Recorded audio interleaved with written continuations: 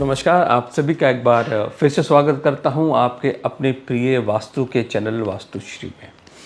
तो दोस्तों आज का जो विषय है वो है वास्तु पुरुष के ऊपर कि वास्तु पुरुष जो हैं एक्चुअल में उनका जन्म कैसे हुआ, कैसे हम लोग उनको वास्तु पुरुष कहे और ये इनकी जो कथा है वो कहाँ पे लिखी गई है, ये चीज़ें जो है आपको आज के इस चैप्टर में आपको मिलेंगी। तो बहुत सारे मैंने वीडियोस देखे, बहुत सारे जो वास्तु के विशेषज्ञ हैं उनके मैंने चैनल्स देखे, उस पे किसी ने भी ये नहीं बताया कि ये एक्चुअल में कथा कहाँ लिखी हुई है। तो ये जो कथा है वो मत्स्य पुराण में लिखी गई है और इसका विवरण जो है वो आपको विश्वकर्मा प्रकाश पे मिलता है। तो विश्वकर्मा प्रकाश में बहुत क्लियर कट पहले ही अध्याय के सेकंड पेज पे इनकी जो पूरी स्टोरी है वो पूरी तरीके से लिखी गई है। तो आज मैं आपको ये बताऊंगा कि वास्तु पुरुष एक्चुअल में कैसे आए और उनकी कथा क्या है। बड़ी रोचक कथा है। तो और ये जानना एक वास्तु कंसल्टेंट के लिए, एक वास्तु विशेषज्ञ के लिए बहुत ही ज़्यादा ज़रूरी है।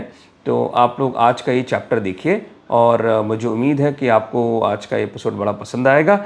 और वीडियो को सब्सक्राइब करना मत भूलिए, वीडियो को सब्सक्राइब ज़रूर कीजिए। तो चलिए आज का चैप्टर शुरू करते हैं।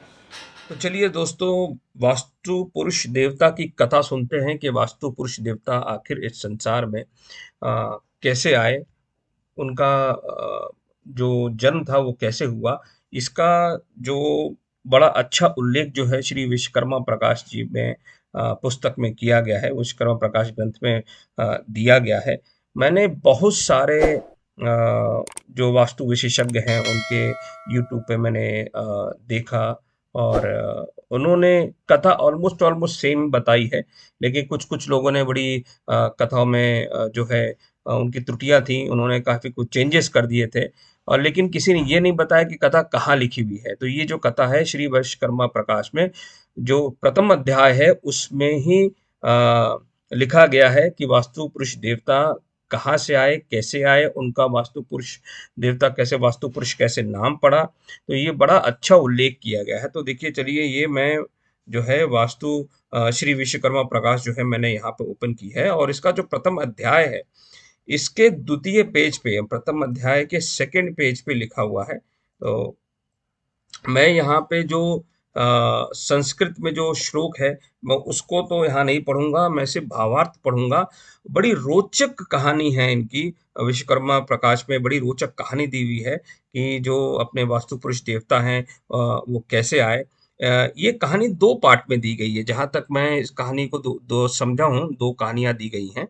तो बड़े दो पार्ट में दी गई हैं। एक जो पहला पार्ट जो मैं पढ़ूंगा वो मुझे लगता है कि जो सेकंड कहानी है ये उसका जो है वो सेकंड पार्ट है। तो आप जब कहानी सुनेंगे दोनों तो आपको समझ में आ जाएगा और आप उसको कहीं ना कहीं कोरिलेट भी कर लेंगे। तो चलिए एक चीज और बताता हूं कि सबसे पहले जो वास्तु के बारे में, वास्तु मतलब आप समझ लीजिए आर्किटेक्चर, जो वास करने योग्य स्थान जो होता है उसको वास्तु बोलते हैं।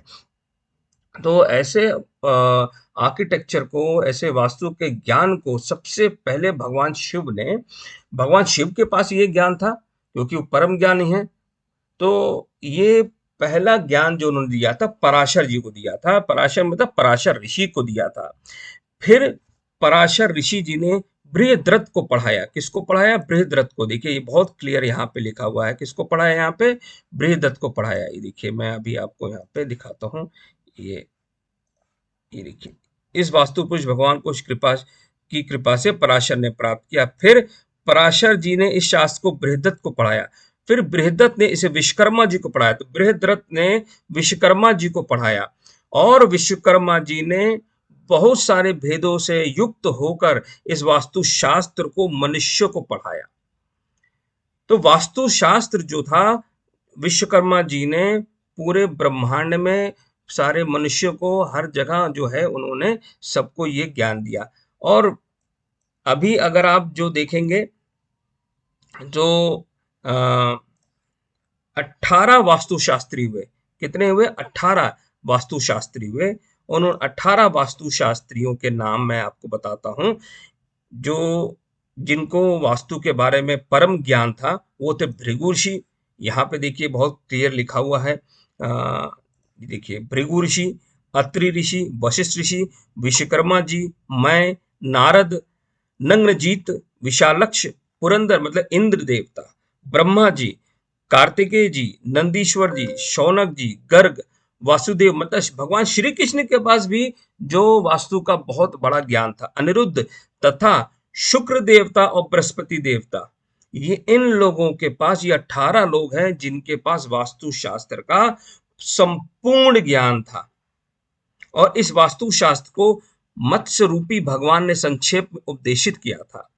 फिर इसका जो पूरा वर्णन है भगवान विश्वकर्मा ने पूरे ब्रह्मांड में मनुष्यों को ये जो ज्ञान था वो मनुष्य को दिया। और यहाँ पे देखिए विश्वकर्मा जी ने कहा कि अब मैं लोकों के हित के लिए वास्तुशास्त्र का उपदेश करता हूँ। तो वास्तुशास्त्र एक्चुअली आया कहाँ से?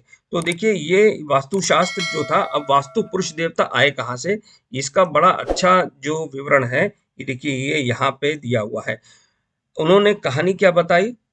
तो प्राचीन काल में विश्वकर्मा भगवान ने बड़ा ही क्लियर जो है वास्तु पुरुष देवता के लिए बड़ा ही अच्छा विवरण यहाँ पे दिया हुआ है। उन्होंने कहा कि प्राचीन काल में त्रेता युग की बात है। उस समय एक महाभूत बड़ा एक विशाल काय प्राणी उत्पन्न हुआ, अपने शरीर को उसने पूरे भुवन में लुटा दिया। भुवन मतलब धरती पे।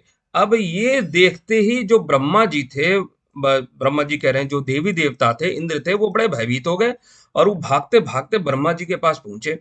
ब्रह्मा जी से बोला कि हे भूत भावन भूतेश, महान भय उपस्थित हुआ है। मतलब वो इस प्राणी को देख के इतना डर गए कि महान भय उनका इंद्र देवता को हमेशा लगता था कि भैया कहीं उनका जो सिंहासन ना कोई उठा के ले जाए।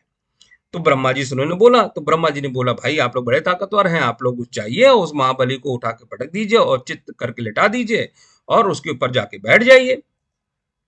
तो सारे जो देवी देवता थे, जो देवता लोग थे, वो गए और उसको आंधे मुंह उस प्राणी को पटक दिया और उसके ऊपर जाके बैठ गए।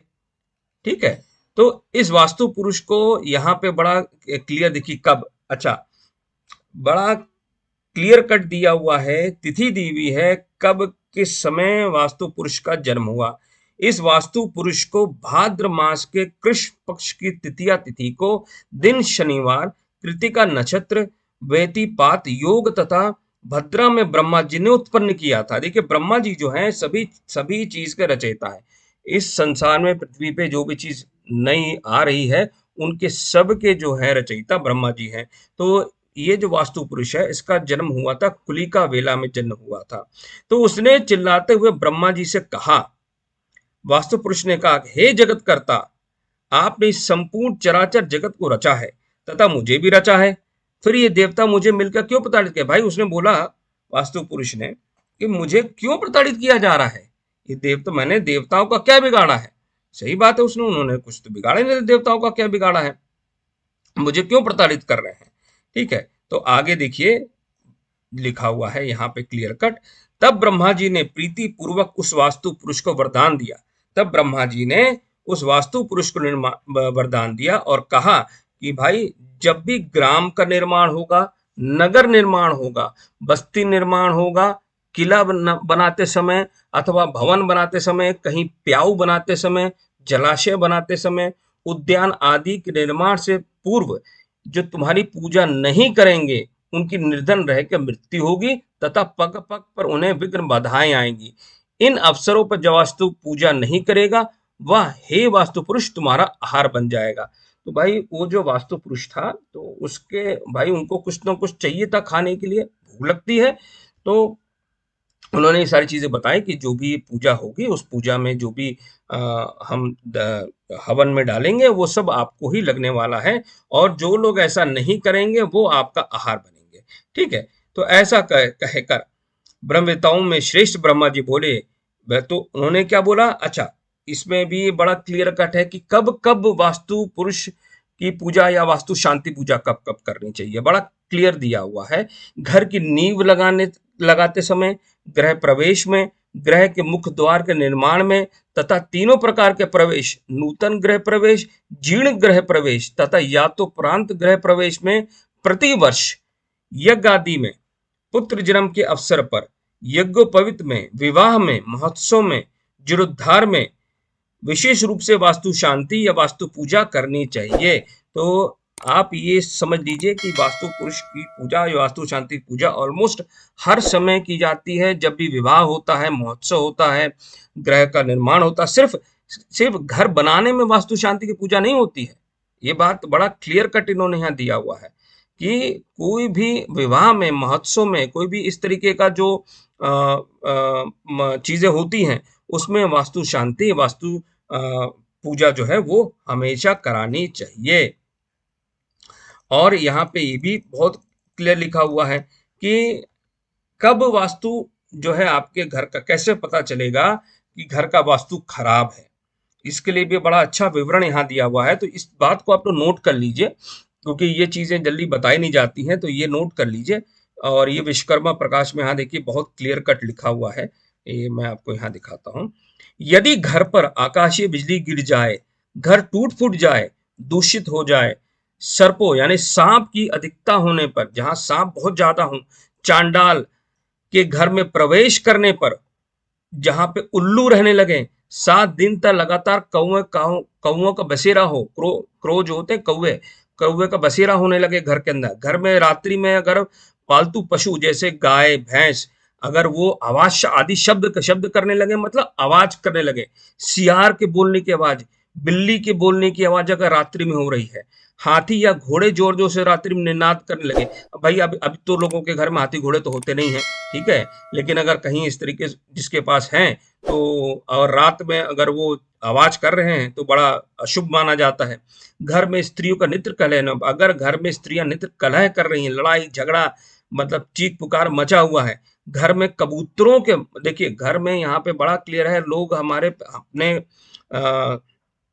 भारत में कहते हैं कि घर में भाई कबूतर का वास नहीं होना चाहिए, ठीक है, तो घर में कबूतरों का वास हो जाने पर, मधुमक्खियों का छत्ता लगने पर, तथा जब और भी अन्य प्रकार के ग्रह दूषित हो, घर पर अकारण विपत्तियां आ रही हों, तो ऐसे में वास्तु शांति हमेशा करानी चाहिए। अगर आपको ये समझ में आता कि ये जो सारी चीजें दी हुई हैं, इनमें से अगर कुछ चीजें आपके घर में हो रही हैं, तो जरूर से वास्तु शांति की पूजा जरूर किसी अच्छे पंडित से मिलके और वास्तु शांति की पूजा जरूर करानी चाहिए, ठीक है। तो ये देखिए मैं अभी इसको आगे लेके आता हूँ, और ये देख रहे हैं इस तरीके से वास्तु पुरुष देवता को जब औंधे मुंह लेटाया था, तो उनका जो सर है वो ईशान कोण में आता है, ठीक है, और उनके जो दोनों पैर हैं वो साउथ वेस्ट में आते हैं। उनका एक जो क्या नाम है राइट लेग है वो आपका साउथ ईस्ट में आता है, और जो उनका लेफ्ट लेग है वो आपका नॉर्थ वेस्ट के अंदर आता है, ठीक है। तो इस तरीके से वास्तु पुरुष देवता धरती के ऊपर, पृथ्वी के ऊपर इस तरीके से उनको चित्र लिटाया हुआ है। अब इसके बाद जो है वो दूसरी कथा शुरू होती है, ठीक है। अब वो दूसरी कथा जो है, आप जब इस दूसरी कथा को आप यहाँ पढ़ेंगे तो उस कथा में बड़ा ही क्लियर कट दिया हुआ है। ये जो दूसरी कथा है, इस कथा का सेकंड पार्ट पहले बताया गया है, जहां तक मैं इसको कोरिलेट कर रहा हूं, सेकंड पार्ट जो है वो पहले बताया गया है। अब देखिए यहाँ पे क्या लिखा हुआ है, देवताओं के उस महाबली भूत की पीठ पर बैठने तथा वास करने से उस पुरुष का नाम वास्तु पुरुष पड़ गया। क्या लिखा हुआ है, देवताओं के उस जब देवता उस पुरुष के ऊपर बैठ गए तब उसका नाम वास्तु पुरुष पड़ गया, वास किया वहां पे देवताओं ने, ठीक है। अब मत्स्य पुराण में एक बड़ी रोचक कथा दी हुई है भगवान शंकर और अंधकासुर के बारे में, लेकिन बहुत सारे ऐसे लोग हैं जिनको यही नहीं पता कि ये कथा कहाँ दी गई है। बहुत सारे लोग इसको शिव पुराण में बोल देते हैं कि शिव पुराण में दिया गया। मैंने कई ऐसे वास्तु विशेषज्ञों को सुना यूट्यूब पे कहते हुए भैया वो शिव पुराण में दिया हुआ है, लेकिन जबकि शिव पुराण में नहीं, ये मत्स्य पुराण में बड़ा क्लियर कट यहाँ पे लिखा हुआ है कि मत्स्य पुराण में लिखा गया है। अब यहाँ पे क्या लिखा है, प्राचीन काल में अंधक दैत्य के वध के अवसर पर शिव जी ने अपना विकराल रूप बनाया था। तो शिव जी और अंधकासुर के बीच में मल्ल युद्ध चल रहा था। तो मल्ल युद्ध क्या होता है, मल्ल युद्ध होता है जहां पे आप जिसको कुश्ती बोलते हैं, तो दोनों के बीच में बड़ी कुश्ती चल रही थी, लड़ाई हो रहा था, कभी ये पटके कभी वो पटके, पटका पटकी हो रही थी। उसी में भगवान शिव के माथे से पसीने की एक बूंद धरती पर गिर पड़ी और उसी बूंद से वहां पे एक विकराल मुख वाला अद्भुत प्राणी उत्पन्न हो गया, जिसको हम वास्तु पुरुष पहले हमने बताया हुआ पहली कहानी में, ठीक है। और इसने अंधकासुर के रक्तों के बूंदों को पी लिया। जब भगवान शिव ने उसको मारा तो उसका जो रक्त जमीन पे गिरा उसको उन्होंने पी लिया, लेकिन उससे भी उस प्राणी की जो है तृप्ति नहीं हुई भैया। उसका जो पेट जो था भाई वो भूखा ही रहा। तो उसने बोला भगवान शिव से, हे शिव, उनकी उस भगवान शिव की तपस्या की और बोला कि भगवान मुझे तो वरदान चाहिए। भगवान जो शिव हैं बड़े बड़े भोले हैं, उन्होंने तुरंत का तुरंत वो भैया उसको वरदान दिया और बोला भाई बताओ क्या चाहिए। तो मैंने बोला कि मुझे शक्ति दीजिए कि मैं ये तीनों लोगों को ग्रास कर लेने का मेरे अंदर सामर्थ्य उत्पन्न हो जाए। ये देखिए यहाँ पे क्लियर लिखा हुआ है, मुझे तीनों लोगों को ग्रास लेने की सामर्थ्य उत्पन्न हो जाए। तो त्रिशूलधारी शिव ने एवं मुक्त मस्तु कह दिया भैया, एवं मस्तु कह दिया भैया तुम जाओ कर लो। तब वह प्राणी अपने विशाल शरीर के साथ उधर मुख होकर पृथ्वी पर गिर पड़ा। अब इसके बाद जो पहली कहानी मैंने आपको बताई थी कि भयभीत देवी देवता जब वो प्राणी पृथ्वी पे गिरा तो उनको देवी देवताओं को लगा अरे बाप रे ये कौन आ गया। तो इंद्र देवता तो तुरंत हो गए परेशान, उनको लगा भाई अब तो मेरा सिंहासन गया, अब क्या किया जाए। तो अब उसके बाद देखिए कथा में लिखा गया है यहाँ पे, उसके देवताओं का निवास बनने के कारण वास्तु पुरुष कहलाए। उन सभी देवताओं ने प्रार्थना की कि हे देवगण, तो वो देवता जो लोग थे उसके बाद जो आपको पहले मैंने कहानी सुनाई है तो उसमें उसके ऊपर जाके बैठ गए और बैठने के कारण वो जो देवी देवता जब वहां बैठे, देवता जब वहां बैठ गए तो उनके उसको वास्तु पुरुष कहा गया। उन सभी देवों से प्रार्थना की हे देवगण आप सब लोग मेरी जीविका का प्रबंध करें। तब अब ये जो पहले कहानी सुनाई थी वो कहानी अब इसके बाद शुरू होती है। तो ब्रह्मा जी ने उनको वरदान दिया कि भाई ठीक है मैं तुम्हारी जीविका का खाने का मैं प्रबंध करूंगा। तो अब जो हम हवन करते हैं, जो हम चीजें अपने हवन में डालते हैं वो सीधे वास्तु पुरुष को जाता है। तो यहाँ पे देखिए लिखा हुआ है, अर्थात वास्तु के प्रसंग में जो बलिदान होगा वह तुम्हारा आहार होगा। वैष्णो देव के अंत में जो आहार भेंट किया जाएगा वह तुम्हारा आहार होगा। वास्तु शांति में जो यज्ञ किया जाएगा वह तुम्हारा आहार होगा। यज्ञ और मांगलिक कार्यों में की गई बलि से भी तुम्हारा आहार होगा।